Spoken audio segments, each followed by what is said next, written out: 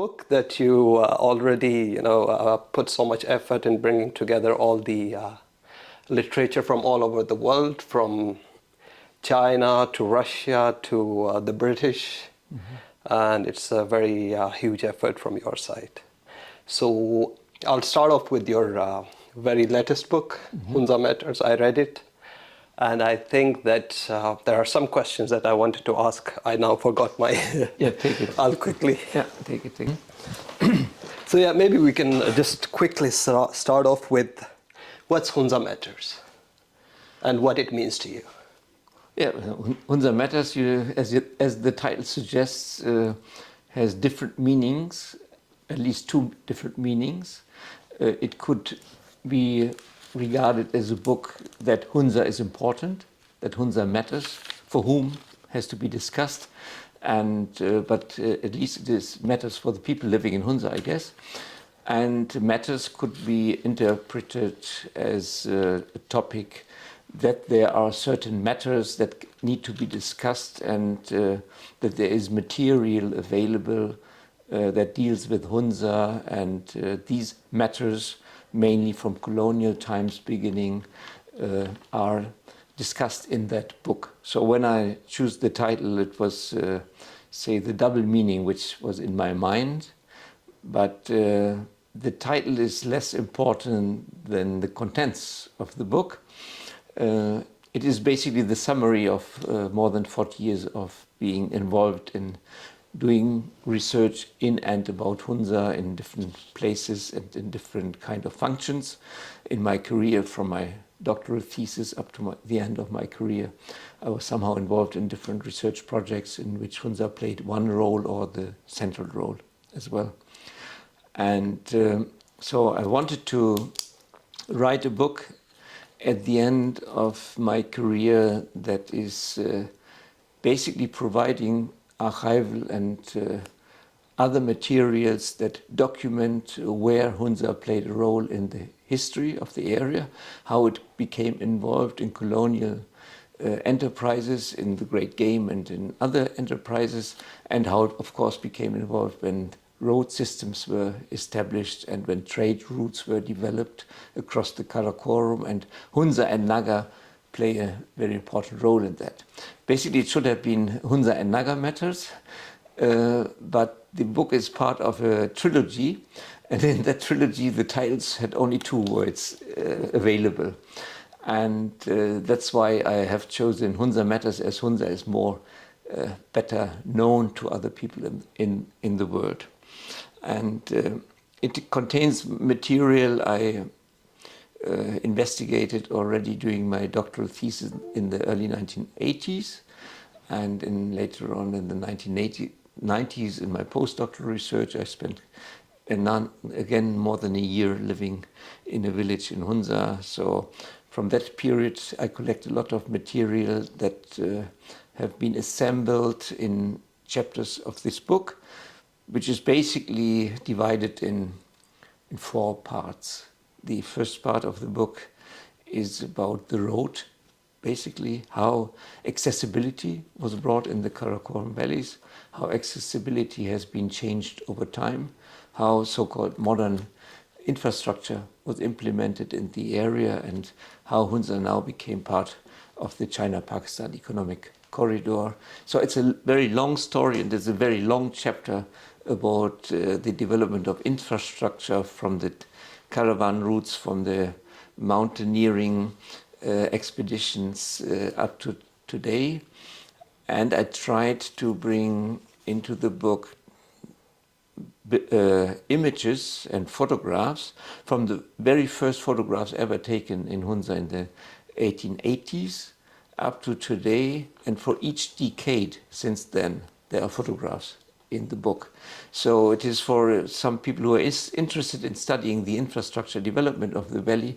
It's kind of a source material people can refer to. There are a lot of quotations from archival documents, and so that was one of the purpose of the book, to provide such material. The second chapter, or the second perspective I develop in the book, is about the resources and how people use resources. in mountain areas of this location, it is basically water management on the one hand, how to implement irrigation into an area, and how to combine crop farming based on irrigation with the use of natural pastures. Say, pastoralism is the second. These are the two pillars of the traditional resource system of the area. And I have written many articles and books on both. On water management, we had a book called Sharing Water that was involved with this, and one book on pastoral practices in High Asia. So Hunza is one of the examples, and it is not a unique example in any respect. It's quite normal in many respects, but it's the basis out of which the developments we observe today have emerged. And that's why the second perspective was very important, to look in greater detail on how these things have changed, how water management practices have changed, and how pastoralism has changed over time. The third chapter is about actors and factors, it's called. It's about the people who were shaping politics, who were shaping the history of the Hunza Valley, who were involved in following certain paths, who were collaborating with the British, for example, or with the Kashmiris, and who were involved in local politics, and the wazirs and the mirs and the rulers' families and the different brothers and siblings of these, what their role was in Hunza and in Naga, of course, and how the relationship between both Hunza and Naga was changing over time. And that was an attempt to look into these matters from the available resources, because most of the historical evidence we have is very much limited to certain views and perspectives. The written historical records we have are mainly from the perspective of the Tarakuts, the wazirs, through Qudratullah Beg's history and his family members. And that is very much one-sided in a way. And in this book, I tried to combine more different resources and documents from different observers, from travelogues, from colonial diaries, and so on, and try to figure out the role of rulers and of different classes within Hunza, the relationship between Burushu and Wahi and Shina speakers and Dom, and so on and so on. So that was a very important chapter of the book as well. And in the end, there's a brief rather comparatively brief chapter on the myths about Hunza. There are so many myths, and one myth is the one which is popularized in tourism and in other marketing purposes, that is about longevity.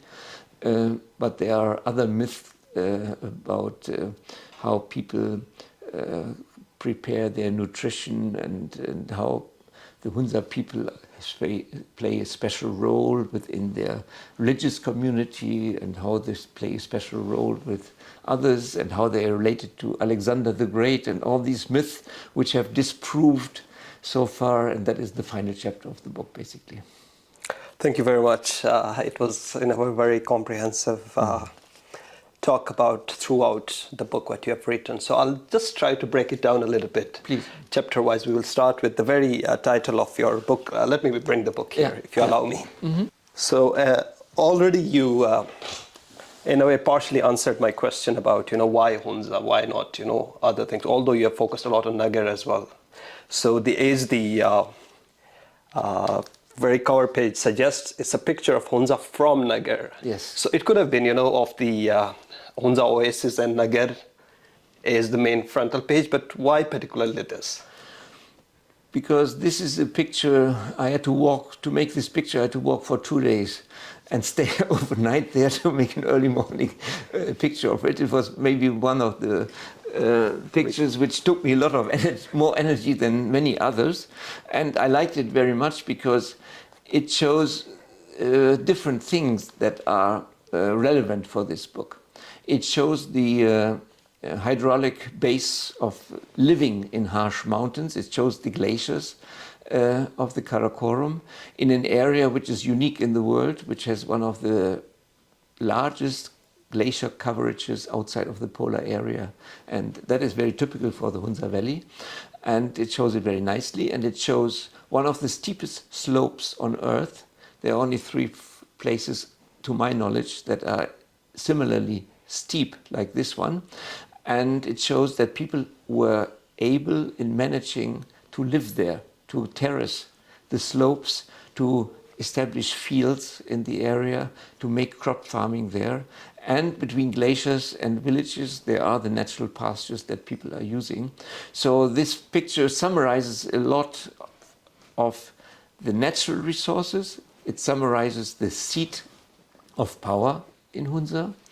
It summarizes the place where I spent a whole year doing field work. So it has a special appeal to me. Many advertisements of Hunza use Rakaposhi, which is not in Hunza, which is in Nagar, and they think that is a mountain of Hunza, but I have decided that I should show in a book which is called Hunza Matters some mountains that are in Hunza located and not in other places. Sure. And then we will quickly go to your first chapter regarding the accessibility to the place. The concept of remotedness also, Shafqat in his book also talks about the same aspects. But what he really emphasizes is that Hunza never used to raid these caravans from the British to Yarkand and to Kashgar. So the people of Hunza were never involved in this. But it is as an allegation used against them, as a rhetoric for the colonizers to really justify their expansion northwards. And what he tells is that, yes, there were raids, but these raids were more on the Kyrgyz in the north, in Taghtumbash, in Taghtumbash, in Raskam, and in other parts. So he accuses the colonial people of really, taking it out of context, and which he says that there's no evidence of it. How would you respond to that? There are two aspects to it. It is basically not the question alone whether this has happened or not. It's not a yes or no question. There's a lot of evidence about slave trade in the area, that rulers were selling people they have caught and hijacked to the markets in Kashgar and in the Fergana Valley and other places. There are a lot of historical evidence about that Hunza and Chitral were involved in this, that is well known in historical records. There is evidence on raids as well, and the route from Shimshal was used for this purpose, and it is quite obvious even. You see, the Hunza rulers had not many people paying taxes to them. There are very few people. In the 1930s, there were only 13,000 people living in Hunza.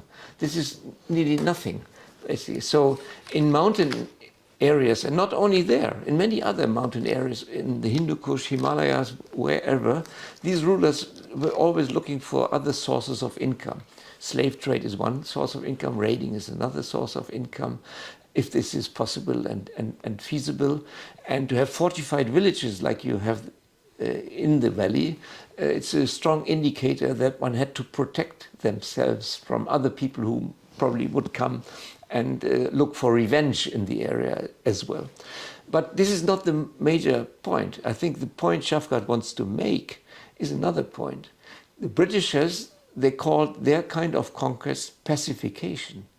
They used a pretext. They used a pretext to tell other people, these people don't follow proper rules. They are our enemies because they do certain things we are not allowing to be done. And raiding was one of the accusations, killing others, slave trade. These were all accusations that come in the reports. Even without evidence, they use these accusations, and I think that's a point that could be made as a pretext to do the Hunza Naga campaign of 1891 to invade the area, as Safta Ali Khan did not comply with their demands to open up. The British used the words pacification, opening up, free trade and so on, which were very nice. But in the background, it was just a colonial conquest and a kind of to dominate an area. And it's the kind of euphemistic approach to politics they have used, that they thought that other people do more harm than they do in an area, and that they are justified to conquer an area. Yeah, already I wanted to ask this question toward the context politics, but since you talked about slave trade, so I would just maybe also wanted to know that how slavery was in central Hunza and in north Hunza, especially during the time of Nazim Khan onwards. So, you know, these bourgeois, these forced labors, and how he retained then the money that were given to them. So, because a lot of the rhetoric still going in the way against the Mir family, especially in the upper part, you would see that, you know, people really still not forgetting these forced labor works and forced porters that were used to transport the colonial goods, or even, you know, the travelers' good from Kashgar to Hunza, or from Hunza to Kashgar. So how do you see this sort of slavery? Yeah, this we would not call slavery. Slavery is when you take people, remove them from their homes, from their villages, from their community, and sell them on a market to somebody who buys the person and uses them at the workforce out of place. Now, what you're referring to is not, the description would not be slavery. The description would be a class society in Hunza, where we had at least 4 different classes. And what you refer to as bourgeois in Wakhi are the Baldakuyu in Burushaski. And that is the kind of Miri rule or Tamu rule we had in Hunza, we had in Nagar and other places in Chitral as well, that there are the lower classes of the society who were forced to do begar, forced labor, rajaki. Rajaki, work for the ruler. And this work for the ruler had different meanings in it. One of the works was trying to collect gold in the riverbeds. Before the Maruts or the Mohan that are now doing this, it was the task of the lowest class in Hunza to do this, among the Burushu as well as among the Wakhi and Shin. And the second was the carrying of loads. And the carrying of loads was probably one of the biggest tasks there, because that was directly involved in the business. The Mir or Tam would make good money when trade caravans would trespass or cross the Hunza Valley, and they would levy toll taxes from all the trade caravans, but would not giving them back to the people who did the work. And that is the form of exploitation, and which is part of this hierarchical autocratic society. This load carrying is one of the aspects. Bringing firewood is the other aspect. For the pastoralists is paying high taxes in livestock. Shimshal was responsible basically for half of the taxes that were paid in all of Hunza.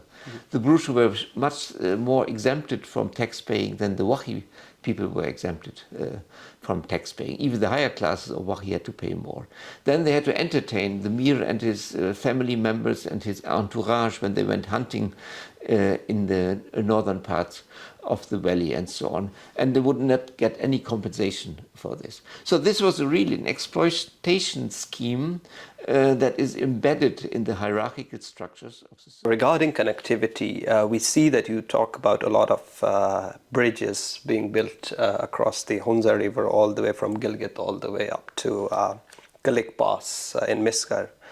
So where exactly was, you know, the architectural influence coming from for building these bridges? Where was the material coming from, and who were behind these initial initiatives? And was it also strategically purpose-built bridges against enemies or foreign invasion that could be dismantled easily, or was there some sort of this thought to it? No, I mean, in the earliest photographs I'm presenting in the book, you can see that prior to colonial times there were bridges as well for people to reach Kilik and Mintaka Pass, for example. In the Chupusan Valley there were different bridges and that were used.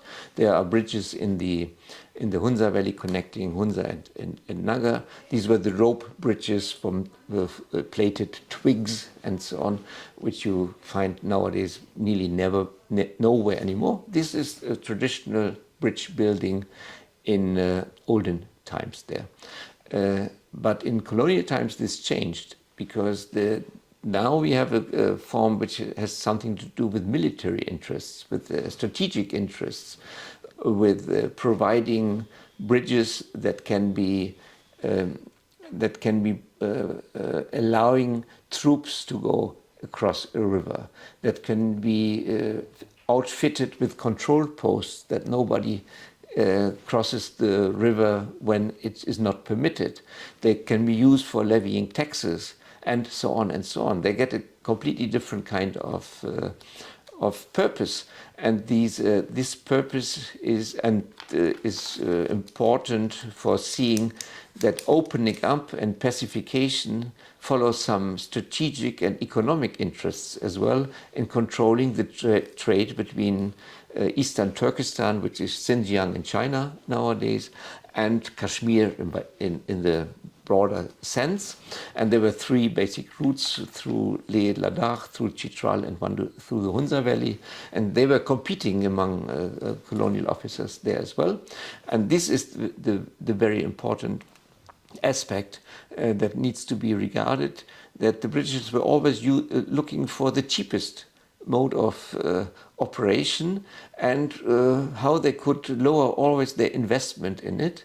And the Mir of Hunza was the culprit in that respect, that he was taking all the money into his own pocket but not delivering it to the people there. And that's why there was a lot of unrest in the valley as well against the Miri rule, because that was not the purpose. The Britishers were, but they were the persons and the power that protected him, that safeguarded, that paid bodyguards for him, that made him very secure. And Muhammad Nazim Khan was the person who has immediately understood this and that he could exploit people much better with British backing. So the British are more responsible for this exploitation scheme, which became then Kutukal and other systems of exploitation in the valley, because he did not fear anything. He had no fear for his survival, because he had the control over the weapons and he had the colonial army in his background. Yeah, thank you. Just one last question regarding accessibility.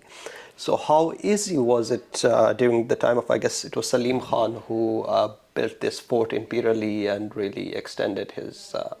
so how easy it was to reach, these lands like Pir Ali? Was it via the Khunjarab Pass? Was it via the Kilik Pass? And how quick was it to the north? Then how quick was it to the south? So how do you see these communication accessibility? Khunjarab Pass did not play a role at all at that time, because passes are easy in mountain areas and rivers are difficult to be crossed.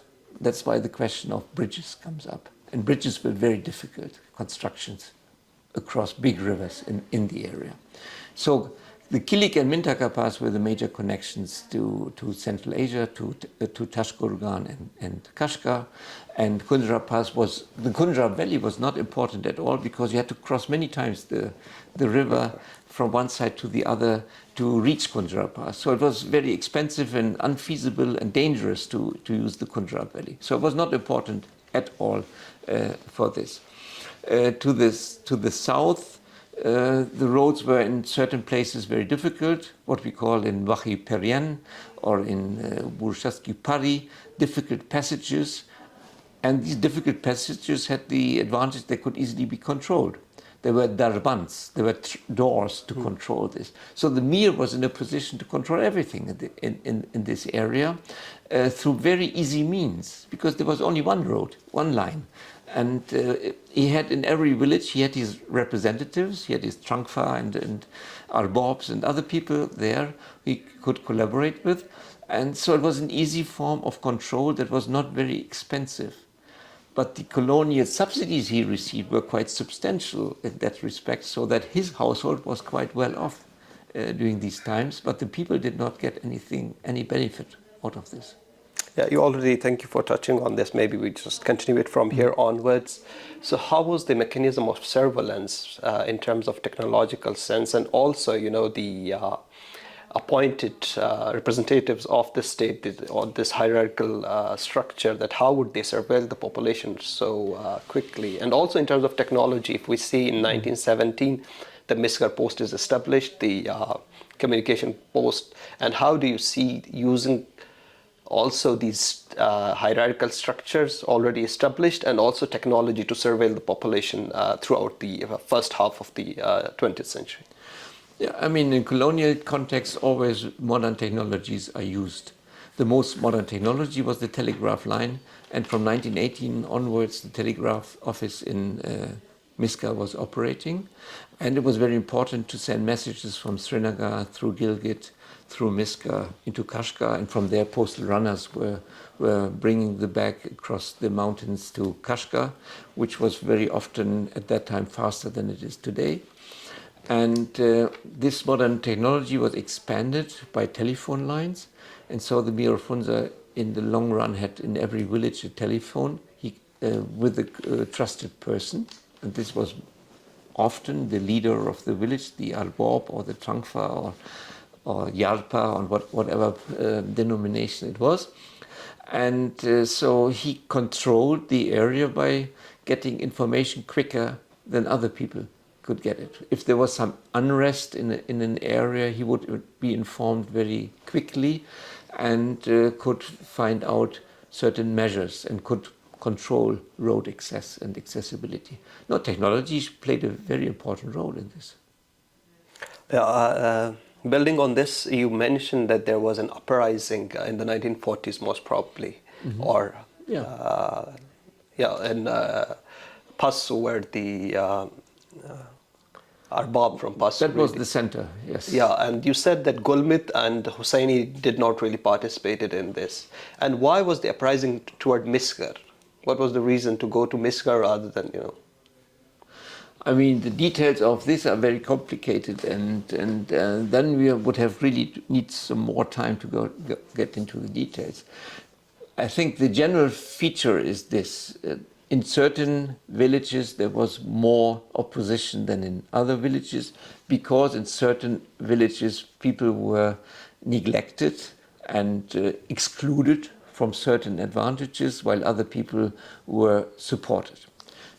Very easy example, when the Gilgit Scouts were built, no Wahi people were appointed, were allowed to become soldiers in this. This was the first form of getting monetary income. So only the cronies of the Mir and the Wazirs were allowed to be in this army. So this kind of hierarchical structure and authoritarian rule you had in the whole valley. And not in Gujal every village is the same. In different villages there were people who had a strong influence in their village and were supporting the Tamu rule, and in other villages this was different. And that is how Hunza until today is split in two factions, basically. The pro and anti-Mir factions, if you want to call it like this. And that has emerged at that time. And later on this has been, amplified and accelerated by persons who could leave the valley and got exposure to other kind of information and ideas, and especially students later on in Karachi and so on. And that ignited a conflict and challenged the inherited rule and the family of the rulers as well, whether they are eligible and entitled to have these advantages while other people have so many disadvantages. But this is quite again a normal kind of political development that is happening in communities where certain people are preferred and other people are excluded.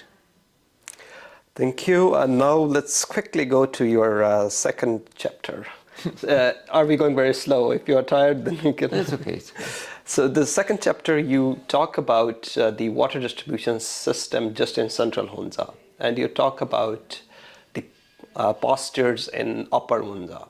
Was it because of its historical connection of one to nomadic lifestyle and the other to more settled lands, or what was the purpose of choosing these?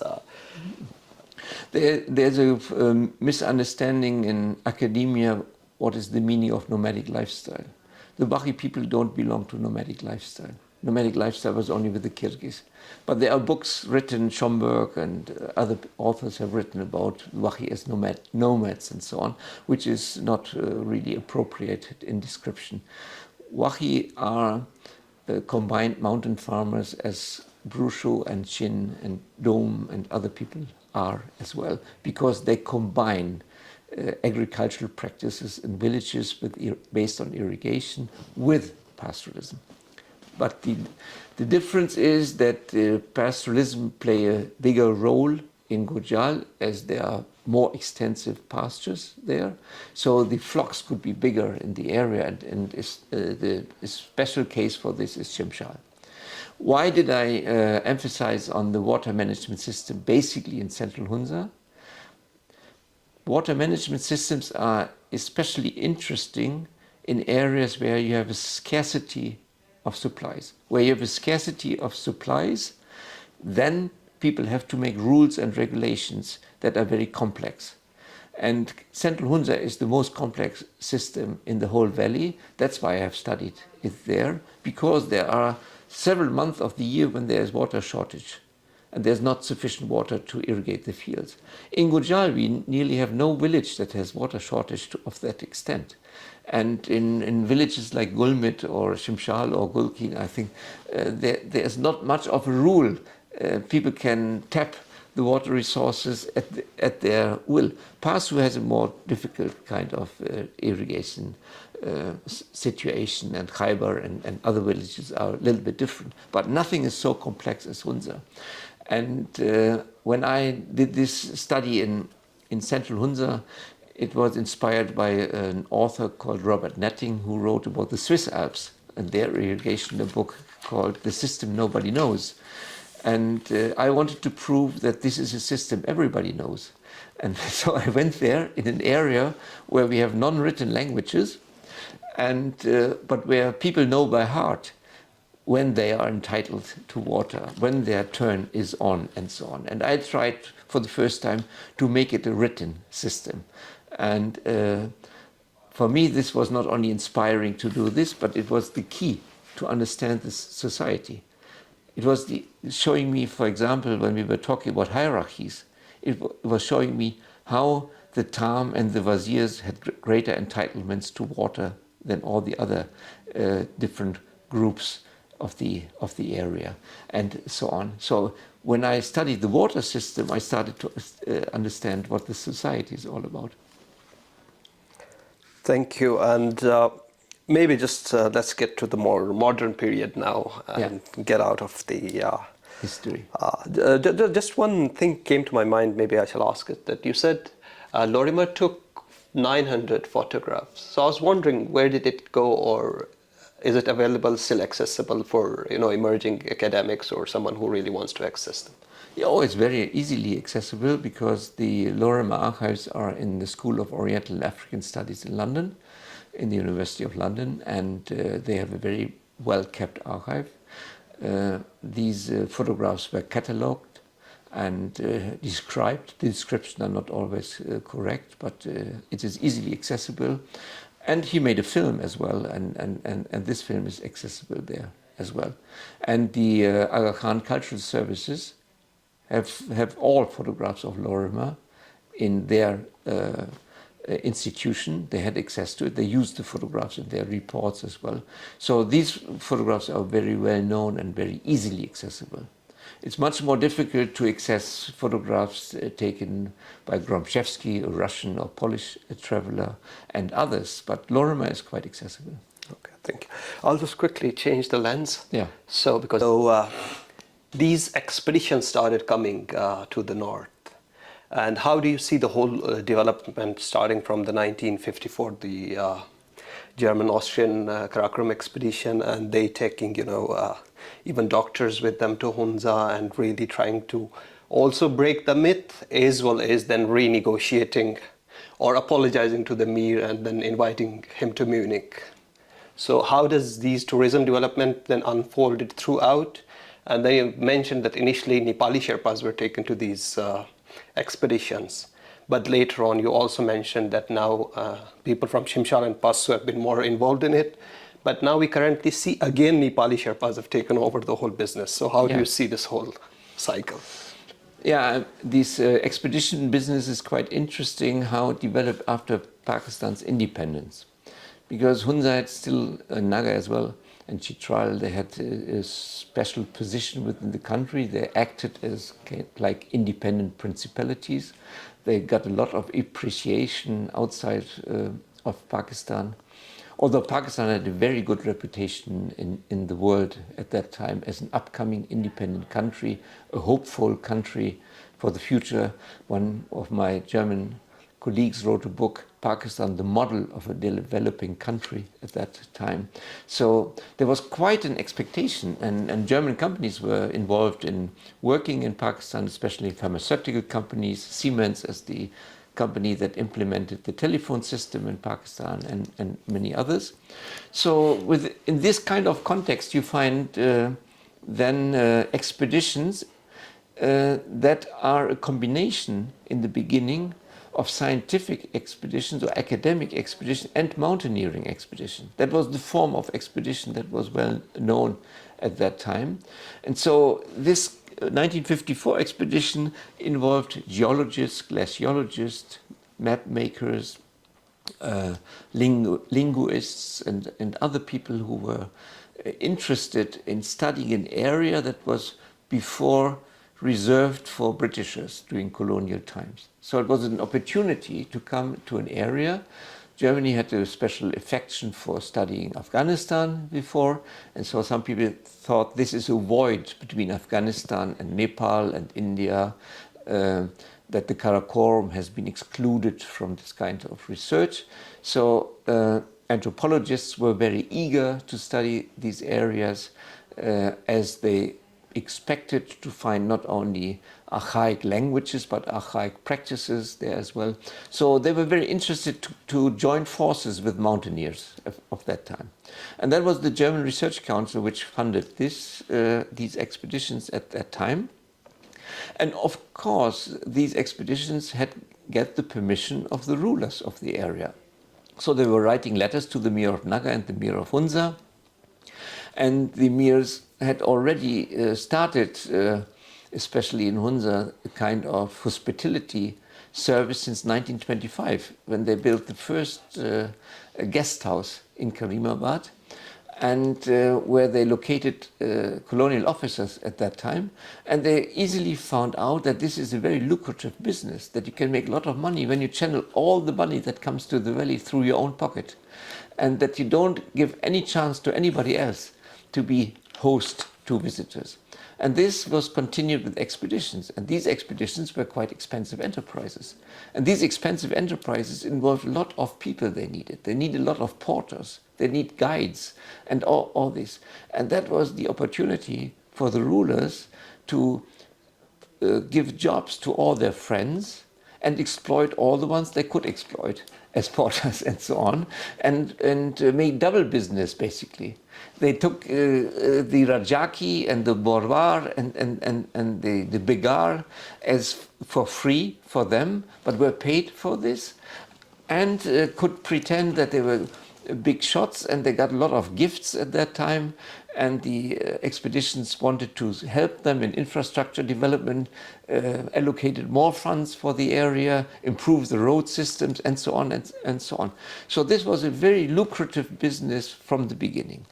The first expeditions to the Nanga Parbat, you're right, they hired Sherpa porters from Nepal, because that was at that time the epicenter of peak mountaineering, because the Mount Everest was the aim, and the other 8,000-meter peaks came later after that. So they thought these are experts, but soon they found out that local people are very good in these things as well, and that it is better to cooperate and work with them because they know the place better. And so very quickly, Hunza people replaced Sherpas in the area. And that was mainly first people from Central Hunza. These porters in the early expeditions, they came from Altit, Baltit, Ganesh, and Aliabad, and Hyderabad, basically. And later on, it came up when the other Karakoram peaks and when this kind of joint expedition of academics and mountaineers was replaced by a number of expeditions. I mean, in the 1980s, 90s, maybe already in the 70s, there were already about 40 expeditions per year going to peaks in northern Pakistan, mainly in Baltistan and in the Hunza Valley and in Astor and Chilas. And so they needed quite a number of people being involved. Baltis performed very well as porters in Baltistan. Then local interests were clashing with external interests. That people in Hispa said, when expeditions come to Hispa, only porters from Hispa should be employed. In Baltistan, they said only porters from Baltistan should be employed. But at the same time, they needed expert porters. They needed high-altitude porters. And it was shown very quickly that the Gujali people were the best high-altitude porters. And that they had more experience in hunting and exploring high valleys, that they, as pastoralists, had more experience in surviving under very harsh conditions in very high altitudes. That was not the cup of tea of the people living in Central Hunza that much.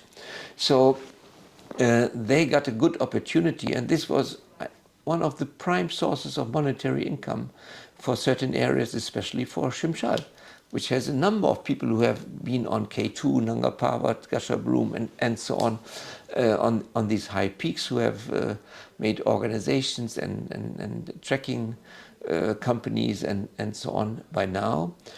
But in recent years, and you're referring to this, which is a very interesting phenomenon, that, say, the opening up of politics in recent years in Pakistan allow even foreign operators to come there as tour operators and bring their people, that Nepalis and Sherpas, who are very affluent in certain parts of Nepal, and especially in the Khumbu area, and these people come from the Khumbu area, that they try to expand their business from Nepal into Pakistan as well, and start to being operators there, which is quite an interesting move, but has nothing to do with the initial move of the 1950s, and it has something to do with the change of government rules in Pakistan and allowing entrepreneurs to do many things that are out of control of the local people. Yeah.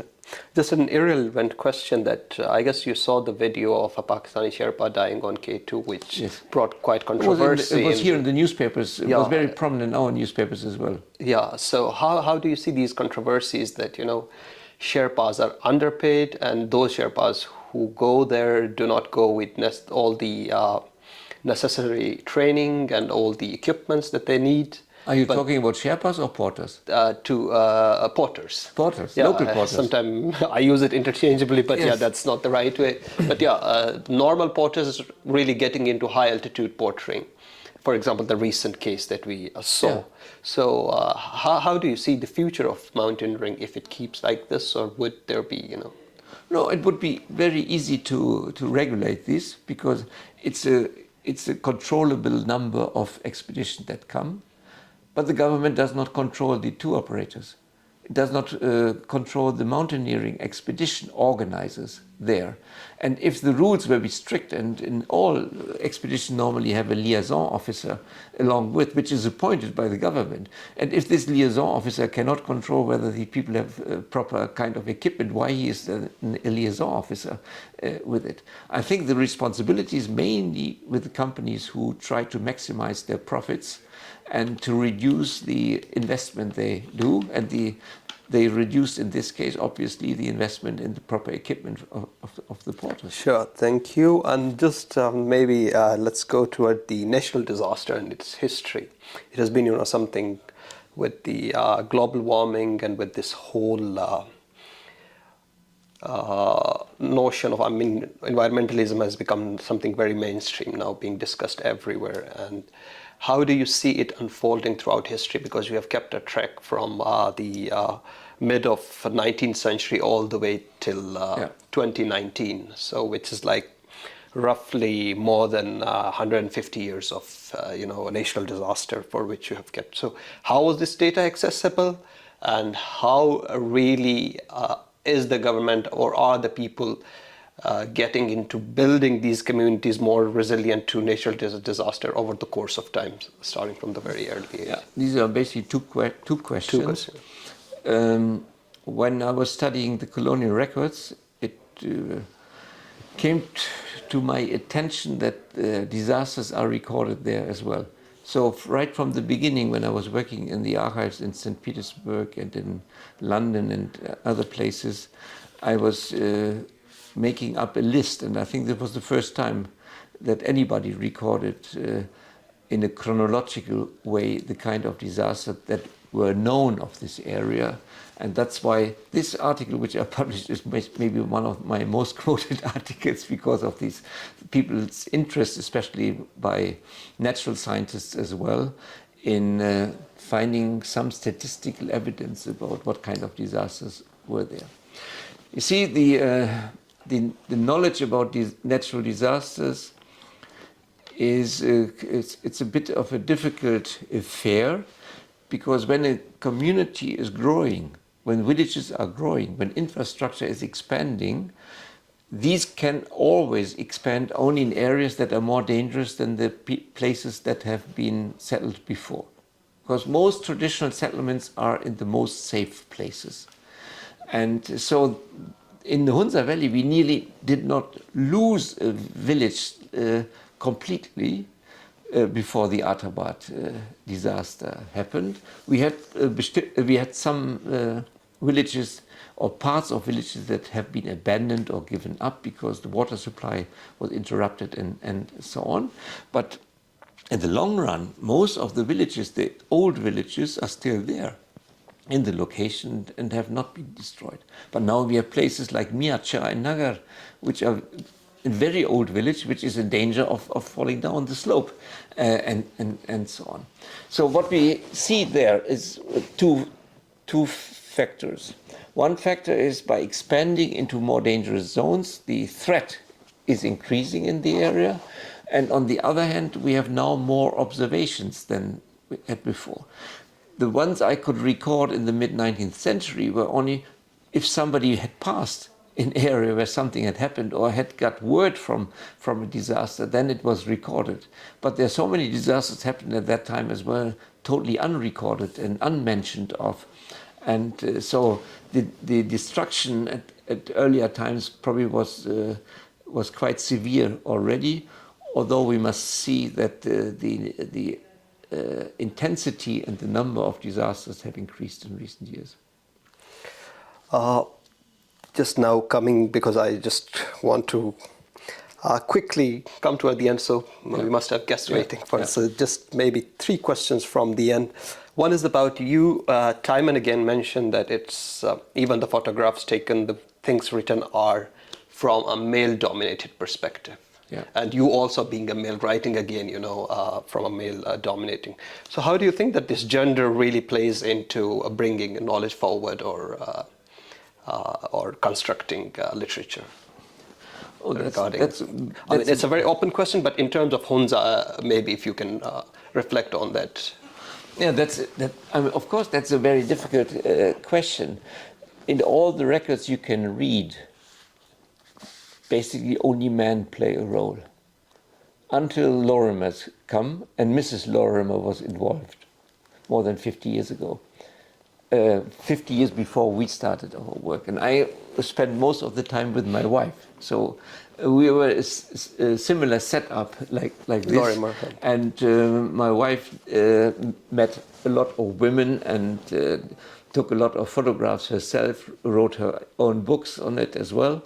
and contributed to gender studies in South Asia about the division of labor in the Hunza Valley and so on. So it was not outside of our attention to look at this. But when you look in historical evidence, you find basically male-dominated evidence because only men were deciding politics and receiving outside visitors, and these outside visitors were nearly exclusively men. But before Ella Maillard came in the 1930s, who came at the same time as Peter Fleming, and when you compare both reports, Peter Fleming's report, he's the brother of the one who invented James Bond movies, Ian Fleming. Oh. He was a Times journalist, Peter Fleming. His report, News from Tartary, it's called the book, is a very shallow kind of a report, while Ella Maillard, who is a Swiss traveler, has a very in-depth observation of it. And if we would have had more female travelers, I guess, then we would have got much better insight in the structure of society, in the household construction, and how people divide labor among themselves, how nutrition is divided between male and female in the house. And these kind of studies we initiated in the 1990s when we had the joint Pakistan-German culture area Karakoram project. One of my assistants, she did a study in Yasin, which is called Labor and Nutrition in Yasin, where she made daily observations, how much work men and women have to do and children have to do, and how much food each and everybody out of this get. And then you could understand how the internal hierarchies in households give preferential treatment to men and neglect women and children in the household to quite some extent. But this was a long way coming, and you're right, we have very few observations by women. In the 1950s, some nurses came from Karachi visiting the Mir of Hunza and fell in love with the Mir of Hunza. And Irene van Unruh was there in the 1950s expedition and was treated as a exotic kind of visitor as well. And later on, we had more female visitors and more people who were writing about it. But it is a different perspective, and of course, it is reflected in what is photographed as well. The images we have from the area are very much through male-dominated eyes. Sure. Mentioning of Lorimer, so let's go to the last chapter then, the whole myth about longevity of life, people not knowing what disease is or that developed after Lorimer and how it was refuted by Unruh and then later scholars.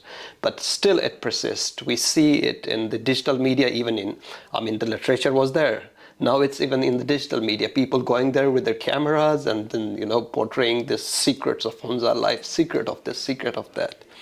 So how do you think that it sustained so long, and even in the times of technology and everything? We are living in an age where the technology is most advanced. We have never seen more images of the area ever. And this is not 10 times, not 100, not 1,000 times. It's 1,000,000 times more images we have now about the area. But we have still the same stereotypes. The pictures that are promoted in Instagram or Facebook or TikTok or whatever social media you may name are the most stereotyped images and have nothing to do with, say, everyday life in an area. And then people use all kind of technology to enhance the colors and the images, and like filmmakers that came to the Hunza Valley mainly film just before sunset, because it's the perfect light of filming there, and the people have to dress up for certain purposes. And when we were there, even in the 1980s, when AKRSP started its work there. When filmmakers came to make promotional movies for development projects, then they asked the people in Paso to dress up, take the spades and go to making irrigation channel. Then the film was made, and when the film was cut, they went home and undressed and dressed differently and behaved differently. So what I'm going to say is we have not very much improved knowledge about life and living conditions and livelihoods of people in the area, because we are flooded with the most stupid kind of images that are imaginable, I would even say.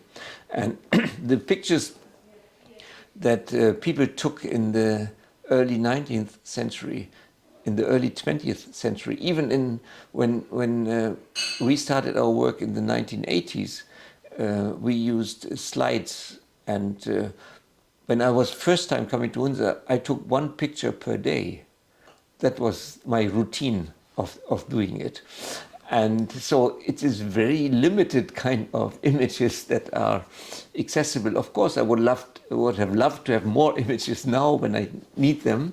But at that time, you were looking more through your eyes and less through a lens. And when you look through your eyes, you have a better chance to perceive what is going on around you than when you always look through a lens or through your smartphone into a society and have no time to relate to the people, to see the people moods and moves and so on. And I think this is not an improvement. Technology has not much improved the coverage of life of people in an area. Thank you very much. It will be a good point to end it on. And let's end it here. But I have two questions. Those are not my personal question, but from my partner. And they asked me to... I talked a lot to her already. Yeah, so she asked this question about, again, Birkher and the whole myth around him. So, and also now they have established a Birkher archive in the University of Zurich. Mm-hmm. And how this... because Birkher, it is believed that he never went there himself, but it was just through these work of Lorimer and McCarson and others that he came to this conclusion. And still, after interviewing his great-grandchildren, they are not really interested in telling the really authenticity of Birkher's work, but it still revolves around and people still take inspiration from it. Yeah, I mean, it's rather a very simple story, I would say, and I think most of it I mentioned in my book. And McCarson is much earlier than Lorimer's, 40, 50 years earlier than Lorimer's, and he supplied a European audience that were looking for some health food-oriented lifestyle with some material. And I think the old Birkher banner, he was inspired by these things. That was the zeitgeist, the mainstream of society, probably in that time, where people dominated this kind of niche in the nutrition sector.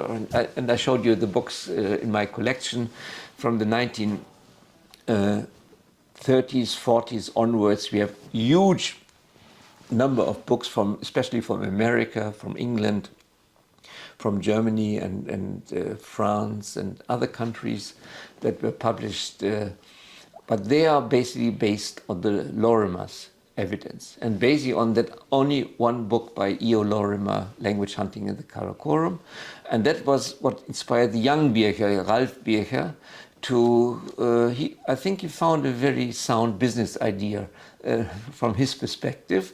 He did not have to invest in any kind of travel and fieldwork. He just took the work of other people and paraphrased this work of other people and wrote his own book, which was never translated in English, which is quite obvious, why not? And it was translated in 6 or 7 or 8 or 9 other languages. And so it was a business idea. And a business idea which, again, served the zeitgeist.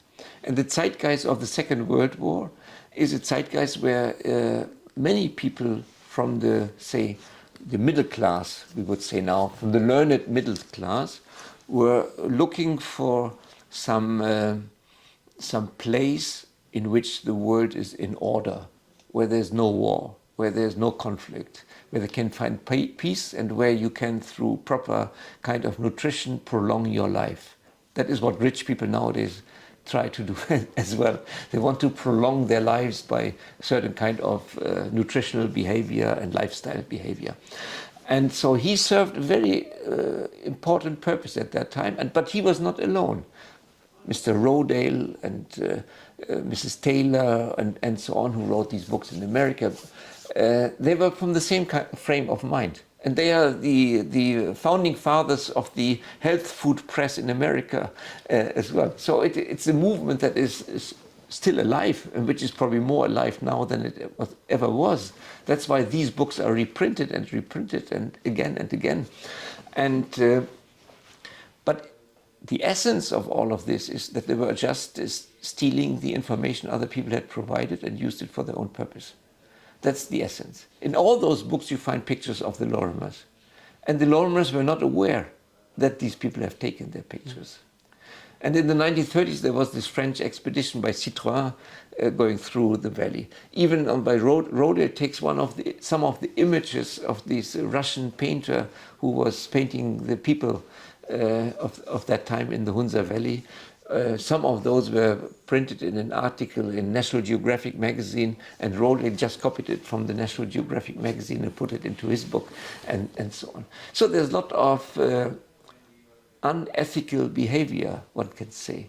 And this is what Lorimer, D.L.R. Lorimer realized that, or David Lorimer as he properly is called, realized after his wife's death, when Bircher wrote letters to him and asked him, can you please give me the original photographs for my next book, because I've always copied them from the book and they don't look nice.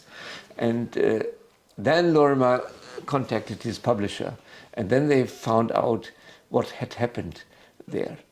But Bircher was not the only one contacting them. There were so many upper middle class people from Europe who became travelers, who wanted to go there because they had read in Lorimer's book about the healthy people there, and they wanted to know why it is. So he got a lot of letters where they wanted to ask practical questions, how we can go to Hunza, how we can meet the healthy people, and so on. So Lorimer made a big file in his office, which is called Hunza Humbug. And Hunza Humbug means the stupid things about Hunza. And all these letters were there. That is in the archives in London, and I studied these I guess you letters. also put some collection here, Yeah, right? yeah, You mentioned Hunza Rubbish. Yeah, that's my Hunza Humbug collection of books as well. And but it's very boring reading, basically, because it's all copied and it's all pure imagination and less evidence. And there's a book by some Austrian guy, for example, who is promoted in his book as an expert of agriculture. But he cannot distinguish between wheat and buckwheat and millets as well. And so there's a lot of unprofessional kind of I would not call that field work. It is no research at all, but they have something in mind they want to promote, and they hope that they sell a good number of those books and to make some income out of that. Yeah, and regarding building these chairs at different departments, so there was a recent controversy about in the Humboldt University, where they have this faculty for alternative medicine or something, or alternative lifestyle, and they do not necessarily give the full freedom for research. They only, put their, from what I heard, from what I read, that put their focus toward certain research that complies with their ideology. So there's nothing called really freedom in these chairs of departments where, So in academics, you still see the same thing in a way. I'm not aware of this case. But take alone medicine, the dispute between allopathic and homeopathic medicine, and the line I am following, and which is the basis of my books as well, is I study only evidence-based kind of materials, and I use them. But these we are discussing right now, these are people who are believing in certain things. They don't look for evidence. They are believing certain things, and that is the the split, and that this is, say, a border that cannot easily be trespassed between two sides. Yeah. But I think you should be aware that academics is not a holy grail and not a heavenly place where everybody is very open-minded and has no ideological background. Yeah. Every researcher has his kind of ideas, and he wants to find evidence for his ideas or her ideas. And so if there are controversies, I would not be surprised about that. But what we have in university, my former university in Erlangen, where I was before I came to Berlin, I think we had one of the German ice manufacturers. In Switzerland you have Mövenpick ice, and in Germany we had Schöller ice at that time. And that was the family from Nuremberg, and my university was in Nuremberg, Erlangen at that time. And he was a promoter of nature-based medicines. So he spent some millions as a donation to the university, and the university was forced to make a chair in studying these things, and so it happened like that. And these things happen everywhere. Yeah, it's quite, this distinction has now almost blurred that, especially with this climate activist and everyone, such people who are really emotional about certain cause, but do not come up with really scientific reasoning or scientific evidences to support their cause, like gluing their hands to the roads and, trying to stop through forcefully these. Yes, there should be some radical steps, but I guess it should more come from evidence-based, from knowledge-based, rather than this whole emotional no, both are important. Hysteria. We would not have come to an end of nuclear plants in Germany without a radical movement in the 1980s. Okay.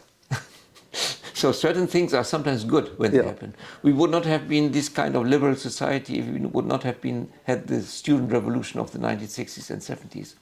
And so I'm not sure.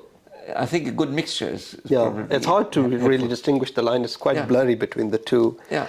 This last question, quite controversial as well, the constitutional limbo of the area. And do you think it's going to get resolved at some point? Again, when I'm looking in evidence, then I cannot answer your question because we have so many announcements, and that's why we always talk about liminality when we talk about the area. And I'm not sure what will happen in the near future. There were certain instances where Pakistan would have had a chance to do this, because India acted on its own right in this Kashmir limbo situation as well, and Pakistan did not make the decision for this. So I'm not sure, and I don't know what will come out of politics in Pakistan in the near future, and what come out of world politics as well. What is the relationship between China and India in the future, and what will come out in Afghanistan or whatever. I mean, that's so very complicated, and the thing is, people living there are not the actors. Other people are actors. And you will never be entitled to become actors on your own right. Yeah.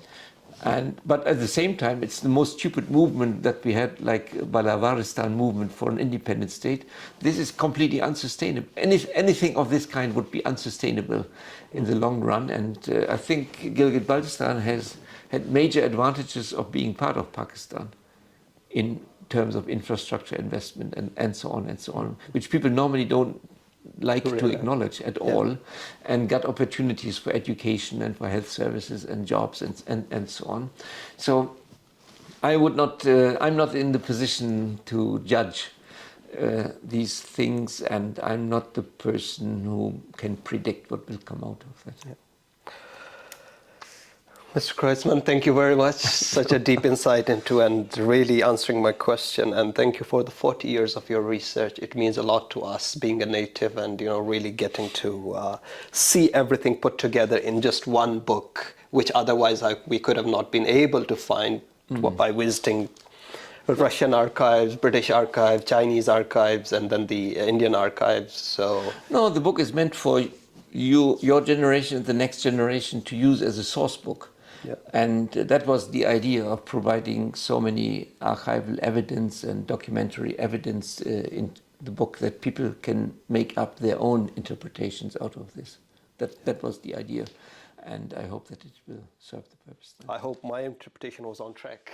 Yes, it's okay. It's okay. I didn't misrepresent it to you. Thank you very much.